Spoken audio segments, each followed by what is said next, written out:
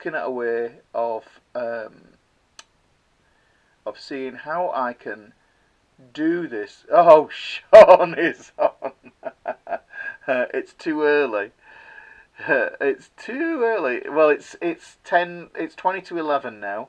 This is a cardigan. Yes, I do like a good cardigan, and it's quite chilly here today. So, you know,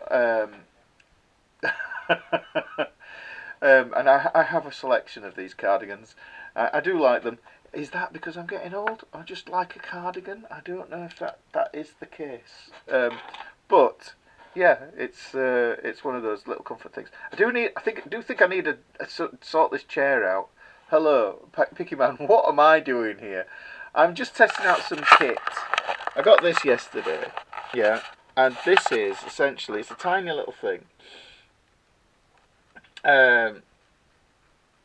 It's a tiny little thing, is this, and hopefully it will enable me to do live streams a little bit better on YouTube, like I say. So hang on, the teacher in me kicks in straight away when somebody said that. Somebody said, Maggie Solberg, she's struggling moving from A to B minor on the guitar. That's all about your scout. Well, you know what? We're here, aren't we? I'm in the same spot as I normally give my lessons. Let's just see how this looks. Hey, look, you can see.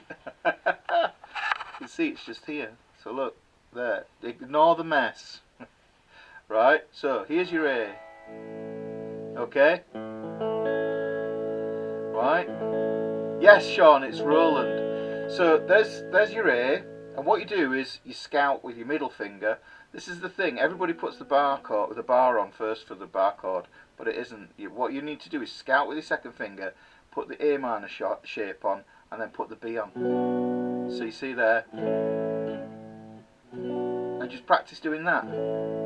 So there's that, scouting finger, shape, bar. So I always say that, scout, shape, bar. That's the secret to changing bar chords.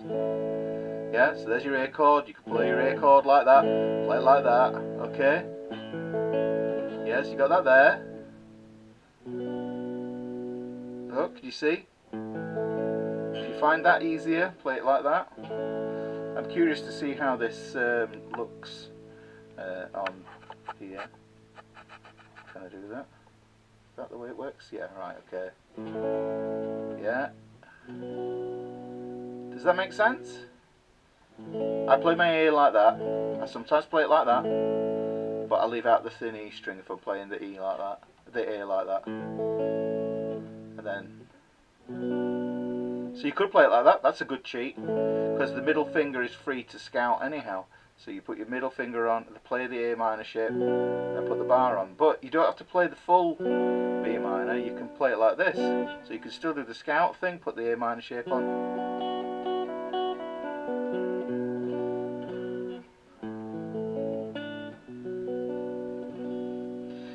So let's have a look, let's read that. The only thing is, with it being on this little, well, my phone's quite big, it's a 13 Pro Max. Just reading the text on the screen, it's quite hard. You've tried playing the I've tried playing the guitar. Is it hard? Well, the thing is, playing it with the one finger it's a bar chord. It's like a miniature bar. But the thing is, if you notice where I'm playing that, there, look at that, there. Hopefully you can see that. The angle is the thing. It's the leverage. It's almost like the old school bottle openers. You've got to think about chords, holding chords, especially bar chords, as being like like opening a bottle of beer with the cap. It's like you've got like the pressure on the top of the cap and then underneath the cap. So there's 2 points of contact, and then you use the leverage of the bottle opener to create the force to take the bottle cap off. Well, the thing is that bar chords are a similar thing, and this is where the thumb is, and Sean mentioned that, the thumb. I've started teaching, haven't I? So Sean mentioned the thumb. Yeah, and the thing is, if I'm playing the A chord, then the rule of thumb is that the thumb should generally be in the back like that. Yeah, 12 o'clock, pointing up at 12 o'clock. Yeah, you can go 11 o'clock, you can go 10 o'clock, but as soon as you go 9 o'clock, you start to lose the leverage. Yeah, because you're not as securely on. So that's the idea with the thumb. Okay. So that's the idea with the thumb there. You use your third finger to play the A chord. Now here's the funny thing. Now you said that using the third finger, right? And that can work because here's a good way to do it. Moving from an E to an A.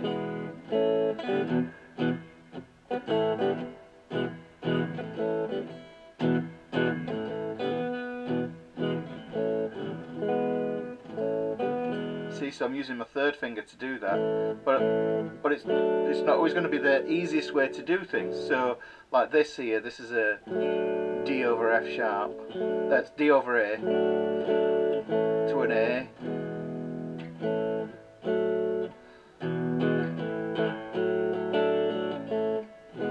So okay. What does let's see what's it uses the third finger to play the A chord. So it can work if you have a chunky PRS neck and small hand. It's going to kill your thumb placement. I don't like big chunky guitars. I don't like chunky necks. You know, I'm very specific. This is the reason why the Pacifica is my go-to guitar, is because it's the neck. It's not particularly because of what it looks like. It's the neck. And I think the neck is like the 80% of the purchase. This should be the 80% of the purchase decision for buying a guitar, because if the neck feels right, also next is how the body fits your body, how the body of the guitar fits your body. I think that's important as well. But the neck is the primary consideration. Now, if the profile of the neck feels great, then the other stuff like the string height, the action of the strings from the fretboard, that doesn't really matter, because a good setup can remedy all of that stuff. Yes, so that's the thing.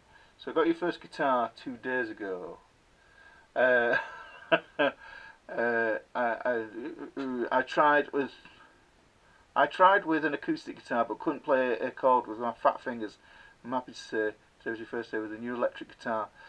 Do you know that there is a kind of one of those things when I was teaching at the school. This has turned into a full-on live stream, hasn't it? When I was teaching at the school, at my music school, I would we had a reception area with like guitars for sale on the walls, and we would only sell guitars that we'd tried and tested, that we knew worked for adult hands, kids' hands, all that sort of stuff, there's just so much out there that you think is going to get you on the journey to playing guitar, but it doesn't. Like half-size guitars, they're a waste of time. The tuning stability is awful. They're impossible to set up. They're just not made for playing. So if you're thinking of getting a kid, you know, a guitar for Christmas, a half-size, worst idea ever, waste of money. You're probably better. You'd be surprised at how many kids can actually handle a full-size guitar. But I'd say that you know, the neck is the biggest consideration. Like I say, I like the slim necks. Check out the Schecter. I've got a Schecter, Mark. I've got one, and I don't play it because the difference between the Schecter is that the neck is just a little bit wider. It's a little bit shallower and a little bit wider. Now, there's something to be said. Back in the 90s, yeah, when I had long hair and a beard and everything, goatee beard and the whole thing, and I was a proper metalhead, there was a real thing for super slim, shreddy necks, yeah, so super thin necks, and that really meant there was a ton of people who had like RSI and stuff like that. You know, problems with carpal tunnel, all that sort of stuff, because the profile of the neck really can affect how it affects your hands. You know, so it's really important. I bought the Schecter during COVID. I hadn't played one, but it looked like a great guitar, so I thought, do you know what? I'll just get one. I'll take a chance. I'll take a chance, you know. So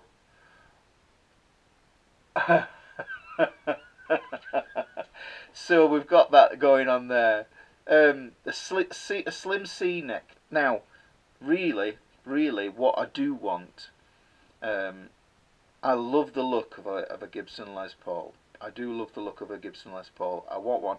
I've played one that felt right. Out of, you know, however long I've been playing guitar, I've only ever played one that felt right. But they're always so heavy. They're so heavy. The ones that I like, they've got the 1960s slim taper neck. And I always forget if it's whether it's the Studio or the what's the other one. I'd have to get Sam to remind me. Yeah, so that's the one. Squires are good. Squires are good. I think, to be honest, I think Squire were. It used to be. It was for me. It was a 2-horse race. 5 years ago, I'd say, it was a 2-horse race. You had Yamaha Pacifica and Squire Strats that were great beginners guitars, electric guitars.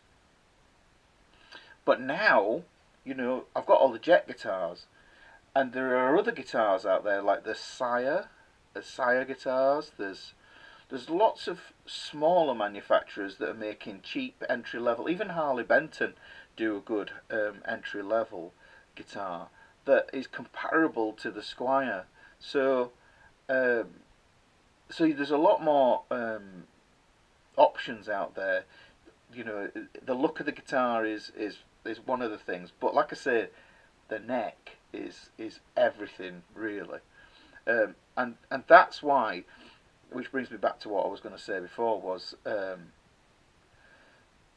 with chunky fingers, if you've got big fat sausage fingers, then the wider it is, then the neck is, the better, which might be why, you know, a Schecter would probably be better. I've tried everything. I've tried all sorts of guitars, and I know as soon as I pick a guitar up, within seconds, I know whether it's for me or not. Whether it's a Les Paul or it's a Strat sort of shape or a Telecaster or anything else like that. So that sounds painful. Does that Barmer guitar? Finally got back playing from a 5-year bummed out Duputin contracture on your hand. Skinny Fender Mustang neck. Do you know? Are they 7/8 scale necks? I think so. No, the issue is manufacturing of the woods. I'm really not bothered about what the wood is myself. You know, I think the thing is, if it's an electric guitar, then the pickup and the amp do the work, but also these things. You know, tone comes from the hands. You know, so really it's about how hard you play, and that'll you know, you'll have seen it. You'll have seen it online where there's like videos of you know, like these guitar legends playing a cheap guitar and they can still make it sound great. So the thing is, it's not necessarily the materials. It's just whether it's whether you want to. I've lost my train of thought there. But this is an impromptu live. But yeah, so anyhow, yeah, I know what it was. I was getting back to was the width of the neck and the shallowness of the neck as well. I mean, funnily enough, James, who's probably listening in the background, who edits the videos that you see on the Saturday uploads. Me and James work together. He has recently switched to Strandberg the headless guitars, and they have like almost like a V-shaped profile, and it's really and it moves around as well. It's a strange play, but everything is really visible on the neck, and that's something I think is interesting as well. Is the interesting thing about that is your hands. It's all about the hands, anyhow. I've lost my train of thought again then, because I just read that Doc told me to cut back on gluten. Oh, right, okay. Well, that's bread, isn't it? We all probably need to cut back on the bread. Thoroughly enjoyed the last video about diminished and sus and add chords. Oh, thank you, Maria. It's pretty logical once you get into it. Express for peanut. Short scale length, so makes a good travel guitar. Yeah, but you know you can. But the thing I think that you can do with is, like, I've recently at my you can see it. It's in the background there. There's a little parlor guitar. There's a little parlor guitar, and that was I bought that to put on my wall in my music school, because we had a retail area where we sold guitars. I put that on there, and nobody bought it, and nobody went near it, and it was like for 6 years it was on the wall, just gathering dust, and every now and then I'd change the strings on it in the hope that somebody would like pick it up and go, oh yeah, this is the guitar for me. And then what I did was, when we closed the music school, which we did in February, when we closed the music school, I had to decide which guitars I was going to take with me, because I'd bought a lot of guitars over the 19 years that we were there, and so which is why I have 20, which is why I have so many guitars here. I've got 20 odd guitars knocking around here, 25, 26 guitars knocking around, and then I only play one, you know. So the thing is, I took that and I thought, I wonder if I get it set up, if it'll be any better, you know, if it's something that if it'll sell better. So somebody might buy it. So I got it set up by Ben, who's one of my ex-students who ended up being a tutor, who's now got his own. Ben, who does the backing tracks, you know, for the drone tracks. So Ben, he set the guitar up for me, and I picked it up and I played it, and it's in E flat, and it just felt amazing. So you know, full scale, you know, neck, full scale neck, but parlor guitar, and the size of the body just makes it really easy, very portable. I took it on holiday to Crete as well, so give me one, you know. So yeah, you see the pit band guitarist, that's James there.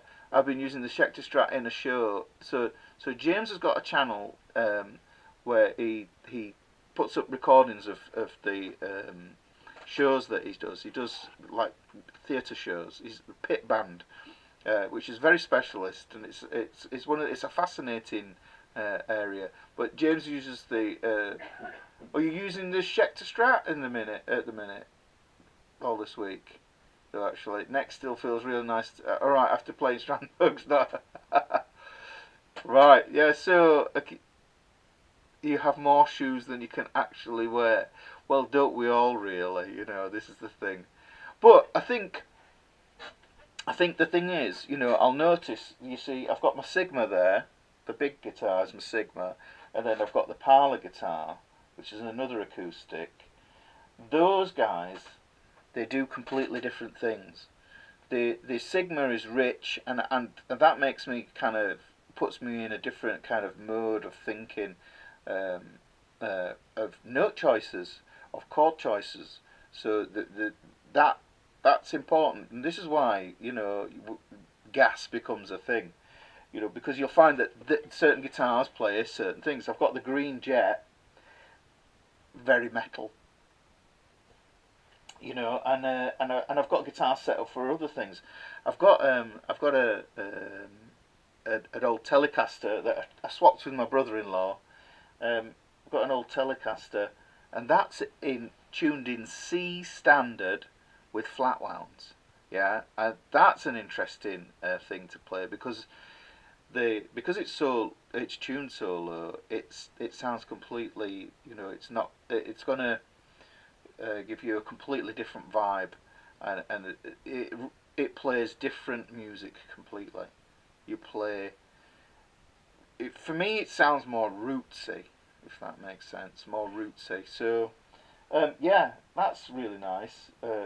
I've got my old original shredder from the 90s, and yeah, so the thin neck on that. Let me just see. How can I do this? What can I do? Can I just oh, hang on. Oh, that's gone off. Oh, I wonder if I can do it like this. Can I turn? I've got to figure out how to use this thing. Right, the impromptu stream. Yes, the impromptu needs doing. You know, I don't mind doing it. Yes, so yeah, James is doing Carole King. Yeah, I saw the photo on Facebook. I could see in the corner there, James. What's this? So I can do that now. What's this do? Is this the camera? What's that do? I think that's the secondary camera. What do I do here? Can I do that? What's that do? Oh, no. Nope, I don't want that one. Right, okay, got something else there. Why is the live streaming portrait not landscape? Because I'm trying this out, Pickyman. Yeah, because what it is YouTube have rolled out the live stream in the short shelf. You know, when you have landscape videos and you have portrait videos. The portrait videos are the shorts. So yeah, let me just get this. So yeah, this is one of the first Alecki's. This one. So this is a Charvet by Charvel. So you know, you need a Stunt guitar. So this is my Stunt guitar because it's got the Floyd Rose on it, but there's a little bit of movement. I don't like that movement in the Floyd Rose on the whammy bar there, so need to figure that out. But this guitar has seen many battles. You can see there's holes where machine heads have been changed, all that sort of stuff. There was even a point where you can see it actually. Can you see you see the crack there? You see the crack? Yeah, because this part came off. I was going to music college and I had my guitar on my back in a gig bag with a strap, and the strap gave way and the guitar went boom like that, and it hit on the floor, and then that broke off. I was absolutely gutted at the time because I played this guitar so much, you know. So this is a shredder. You know, it's really low action, but you've got all the you know, the. Let's take that out of there. I don't even know if it's in tune. I haven't played it for that long. Yeah. But when that end broke off, what I did is I got some wood glue, and on the wood glue it said stronger than the wood itself. So I took the machine head off, and then I wrapped a load of string around it, and I got some screwdrivers, and I put the wood glue on, and I tightened it, and I left it for like 3 days to cure, and I took it off, and it was perfect. It was great. I just put the thing back on, the machine head back on, and it was great. So yeah, so we've got the wham bar. Hang on, this might be. Let me just make sure this isn't too loud. Put some gain on. Oh, wrong patch. And as usual, the thing with the Yamaha THR that I've got, it always disconnects from the app, which is annoying.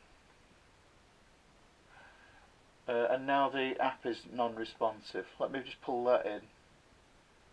Yeah. Let's have a look. Do I have to do that again? Yep. Let me just move this again. Sorry for the horrible angles. Let's have a look. See if we're all right there. 2, 3, 4. Right, okay, let me turn the volume down on that. Yeah, so we've got this, we've got the wang bar. Yeah.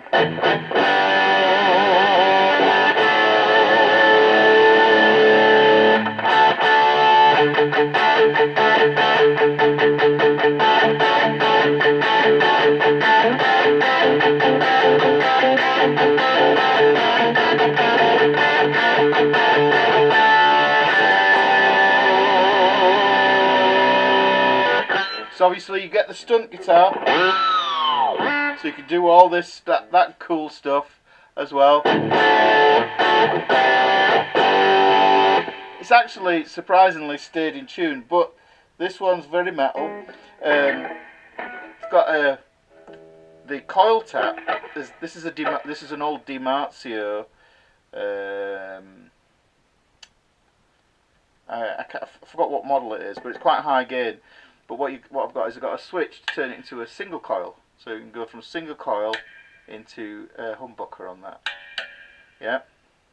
So this is an old one. Is this? This is, you can pick these up for a few £100 now. Oh, you can tell I haven't played it for a while because you know what? I just twanged the bar.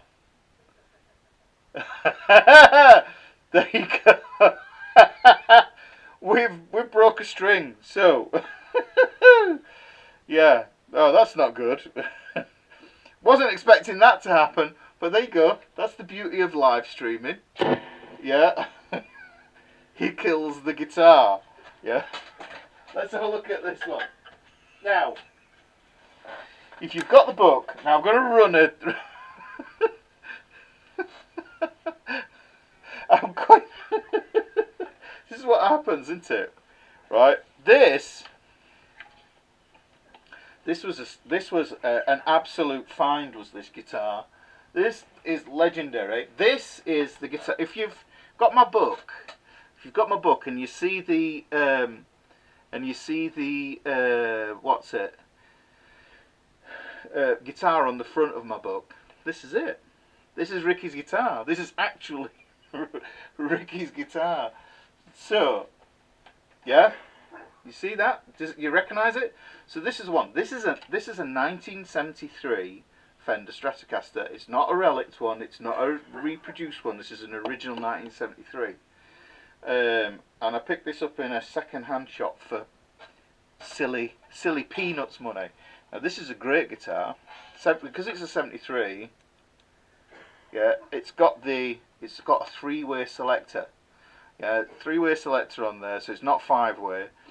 Even though the 5-way takes advantage of mixing the sounds between the two pickups. And what you have to do is you do the Hendrix trick, and you to get the sound of the neck and the middle pickup to get a bit more quack. What you do is you just push the toggle in between those two. And what people used to do in the 70s and the 60s was they'd stick a matchstick in there just so it wouldn't move up into the neck position. But if you put it on there, you get some cool sounds with this. This guitar has serious mojo, but I have a problem with it. I'm so used to playing guitars with 22 frets, and this is 21 frets.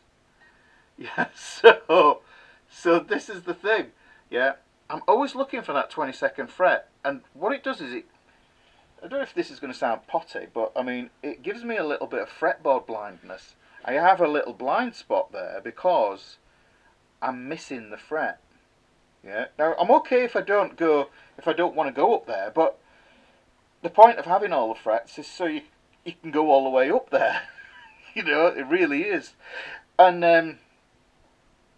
when it comes to specific keys, having a 22nd fret means you've got a good note to end on. You can take the 22nd, if you're in E minor for instance, if you've got the 22nd fret, you can always bend up a step on that last note, and you can get to the root note again, back to an E. You know. Now I mentioned Ben. I have some other guitars, and Ben's got some of those. Those are 24 frets. So you get the best of both worlds there with that one. So yeah, it's a lovely guitar. But, you know, there's not many of these are really knocking around anymore.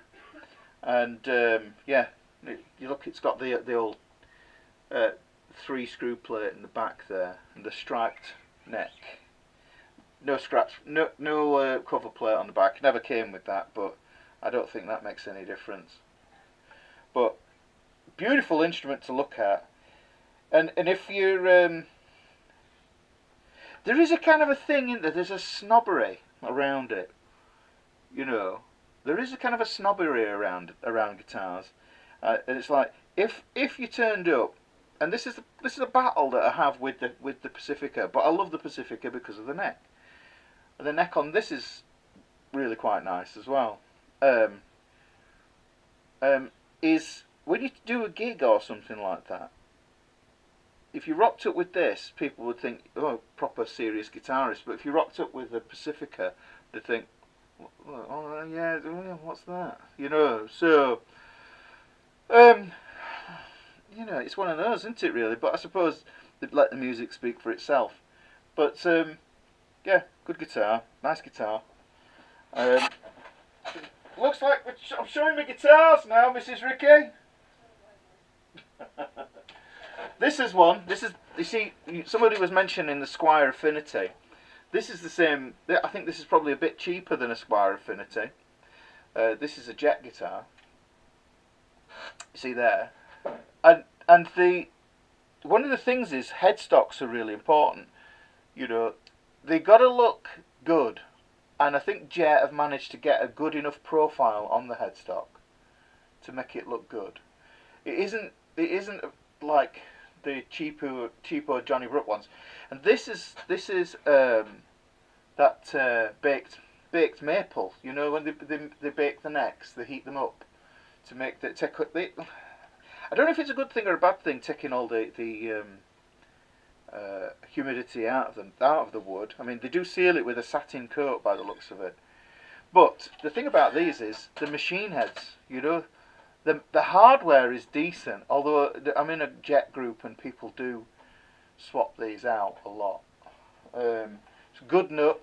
You know, the nut is important as well. The nut here, and it's a 2-point bridge. It's not the six screw like the Strat has, which means because there's only 2 points, it's easier to get a smoother, I think, a smoother vibrato on that. You know, and this is a very nice guitar.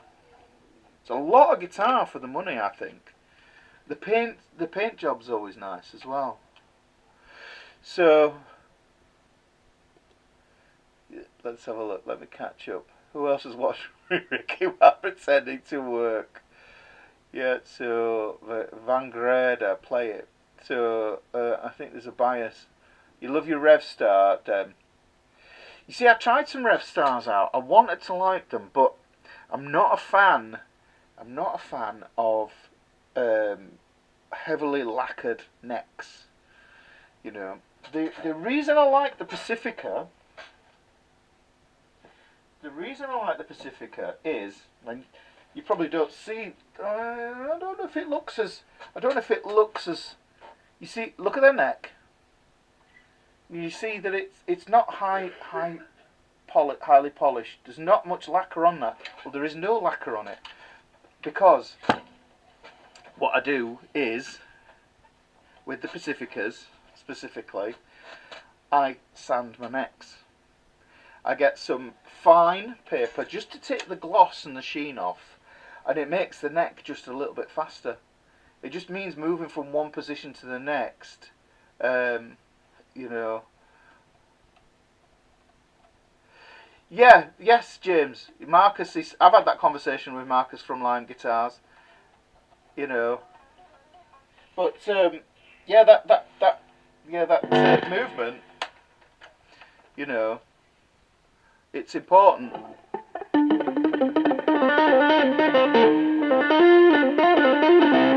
Yeah, and that's the thing. Just moving, being able to move up and down here. Yeah, it's yeah, the natural feel, Mario. Yeah, I do like that. and just the slickness of moving it. But I wanted to like the RevStar because it's kind of like it borrows from an SG and the Les Paul, and it looks great. It looks a nice guitar. But just that neck. So if I got one, I'd have to remove the lacquer and I'd have to sand the neck down, which seems a bit of a kind of a sacrilegious thing to do. You know, I wanted to do it with the 73 Strat, but Sam, a friend of mine, who's a Les Paul enthusiast, he said, "No, you don't do that." But the thing is, what's the point in having a 73 Strat and not playing it, when if I did sand it down I might play it more? You know, it's one of those things. The glossy neck. Yeah, Garrett, have you thought about sanding it down? Have you thought about smoothing a bit of it off? Because actually what it is, it's just clear coat. It's just a clear coat. And you know, there's lots of places around these days where if you think to yourself, right, okay, well, I could get it clear coated again. I could, couldn't I? You could. You know, so that's the thing. So, anyhow, we've done nearly an hour. I didn't even know I was going to come on and do this, but accidentally. So, I'm going to crack on. I'm going to do some work. I've got some videos to get finished off. I've got thumbnails to make. I've got other bits and bobs to do. I'm just planning some videos for December and January, and getting some of that stuff done. Remember, guys, I don't know if you remember, I briefly mentioned it on the on the stream the other night, that I'm going to look at doing. This is really interesting. Is this? I wonder if I could stream on here vertically and horizontally. That'd be interesting. On November the 16th, I'll be doing an Ask Ricky thing. I'll be a bit more organised, set up a bit better. So yeah, and that'll be basically what we've done. Is I've got screenshots of all the questions that people ask, and I struggle to find time to answer everything. So what I'll do is I'll put the screenshot up of what somebody's asked and then answer the question. And if I do that in a live stream, that might be like, I don't know. I'm going to start. I said 10 o'clock, didn't I, Mrs. Ricky? Yeah, I said I'll start at 10 o'clock on a Saturday morning, and then might finish at 12, 1, I don't know. We'll see. We'll see how hungry I get. Yeah.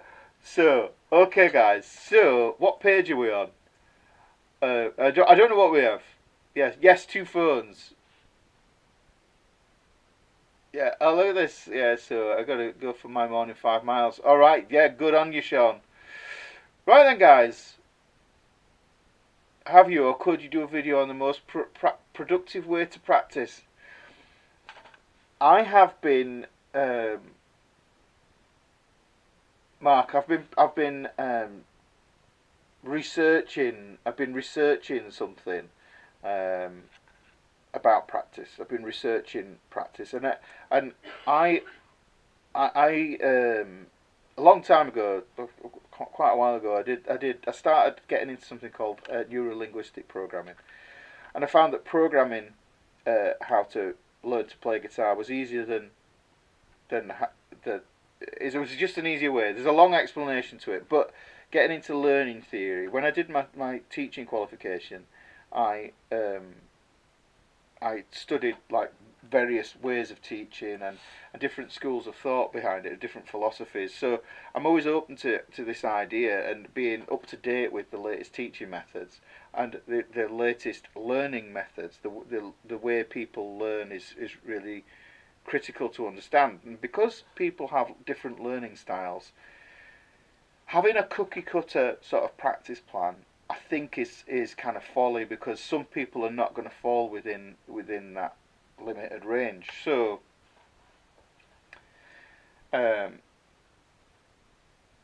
getting to the practice thing is, I think it's really important to formulate your practice strategy yourself based on the thing that made you want to pick up the guitar in the first place. Because if you're playing stuff because it's just an exercise, and everybody does that exercise, it's not gonna bear the fruit that you actually want. You know, so it's got to have the correct emotional context to why you wanted to play guitar in the first place. You see, the thing is, somebody might want to play Julian Bream, or they might want to play Alan Holdsworth, and some people might just want to play the Ramones. You know, so it's like, or even, you know, John Denver. So there's a vast chasm between those the technical requirements, the understanding of the style of music between those there, and it's like, and like I always say, why build a rocket ship to go to the supermarket? There's no need. So so the thing is, it's based, you know, I talk about this. I did a video on it, on the catalyst, the moment where you realised that was it. I want to play guitar. I need to play guitar. I feel compelled to play guitar. Oh, isn't the guitar cool? There's always something.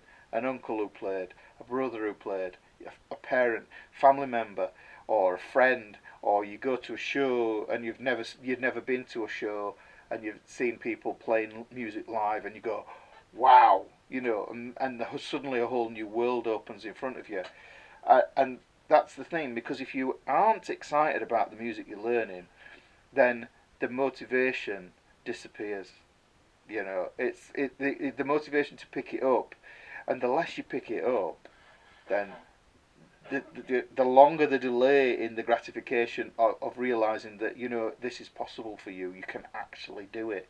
You can actually play guitar. You know, you can actually learn it. It doesn't matter what age you are as well. You know, you might you can learn, you can practice wrong for 5 years when you could and be at the same level if you'd practiced correctly for 6 months. You know, this is the thing. So I think that's that's the thing. Anthony, no, I just like cardigans. Should the cardigans make an appearance in the guitar classes? I don't know. So that's my thoughts on practice, anyhow. So, Dem Ravens, what's going on with them? What's going on with them? Let's have a look. What's it said? You all right, Dem? Yeah, you got to look after yourself, mate. Yes.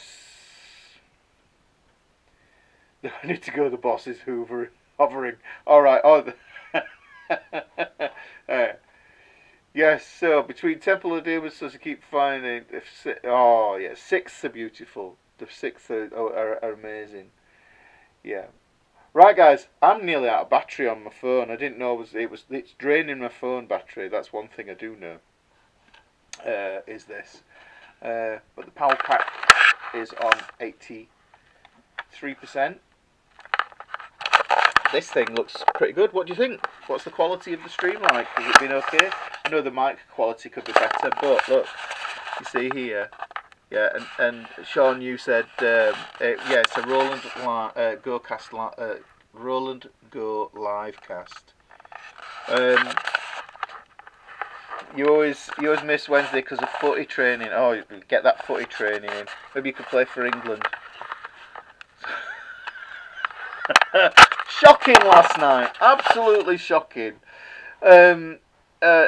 See you later, guys. Okay, quality. Is the image fine? The video looks good, but is the audio? The audio needs to be good as well. But like I say, I can put a phantom powered mic in there as well. So yeah, okay. Right, and guys, I've got to figure out how to turn this off now.